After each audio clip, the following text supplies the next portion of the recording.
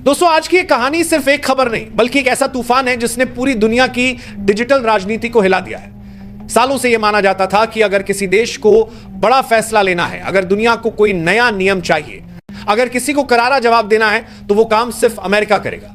दोस्तों, पिछले 2 दिनों से सऊदी अरब के लिए हालात किसी बुरे सपने से कम नहीं है। दशकों तक जिसने अपने तेल और डॉलरों के दम पर पूरी दुनिया को अपने सामने झुकाया, वही सऊदी अरब आज भारत के सामने नतमस्तक होता दिख रहा है।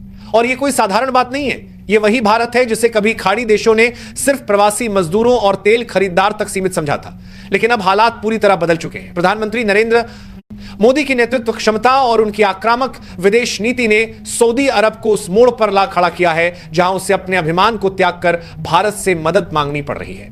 दोस्तों, सबसे पहले आप सभी से एक छोटी सी गुजारिश है, अगर आपने अभी तक हमारे चैनल को सब्सक्राइब नहीं किया है तो तुरंत कर लीजिए और बेल आइकन दबा दीजिए ताकि देश विदेश की ऐसी ही बड़ी और सनसनीखेज खबरें सबसे पहले आप तक पहुंचती रही। इस वीडियो को सब्सक्राइब कर आखिर तक जरूर देखें, क्योंकि जो घटनाक्रम पिछले 48 घंटों में भारत और सऊदी अरब के बीच हुआ है वह न सिर्फ इतिहास का हिस्सा बनने वाला है बल्कि आने वाले वर्ल्ड ऑर्डर की तस्वीर भी बदलने वाला है। भारत ने अचानक सऊदी अरब से आने वाले 300 से भी अधिक मालवाहक जहाजों को अपने बंदरगाहों से लौटा दिया। ये जहाज पेट्रोकेमिकल से लेकर मशीनरी, खाद्य तेल और खजूर जैसे पारंपरिक व्यापारिक सामान लेकर भारत की ओर रवाना हुए थे।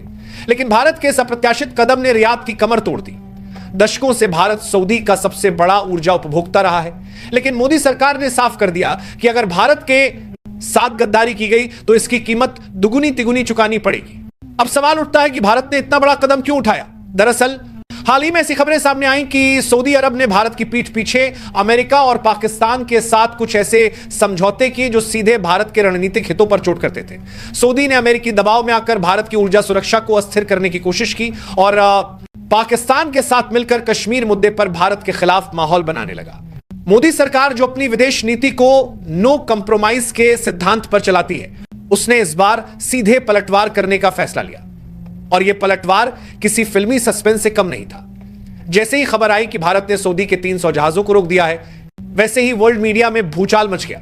अखबारों और टीवी चैनलों पर हेडलाइन बनने लगी, India hits back at Saudi Arabia, economic war in gulf और New Delhi blocks Riyadh cargo. Bharat का यह कदम इतना बड़ा था कि अमेरिका और यूरोप की स्टॉक मार्केट तक में हलचल मच गई। सऊदी की तेल कंपनियों के शेयर धड़ाम से गिरने लगे। पहली बार दुनिया ने देखा कि भारत अब सिर्फ सॉफ्ट पावर नहीं रहा बल्कि जब जरूरत पड़े तो हार्ड पावर का इस्तेमाल करने से भी पीछे नहीं हटेगा। यहां सबसे अहम बात थी प्रधानमंत्री मोदी की रणनीति। उन्होंने सिर्फ जहाज रोकने का फैसला नहीं लिया बल्कि सऊदी को चारों तरफ से घेरने की योजना बना डाली। एक तरफ रूस जो पहले ही भारत का सबसे बड़ा ऊर्जा सहयोगी बन चुका है, दूसरी तरफ इजराइल जो भारत का करीबी सैन्य और तकनीकी साझेदार है, और तीसरी तरफ अमेरिका जो खुद सऊदी पर भरोसा कम करके भारत की ओर झुक रहा है। इन तीनों के बीच खड़ा सऊदी खुद को पूरी तरह अकेला और कमजोर महसूस करने लगा। तेल की ब्लैकमेलिंग का जमाना अब खत्म हो चुका है।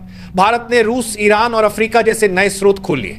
इतना ही नहीं, मोदी सरकार ने हाल ही में भारत के रणनीतिक तेल भंडार को इतना मजबूत कर दिया है कि महीनों तक बिना सऊदी तेल के भी भारत आराम से चल सकता है।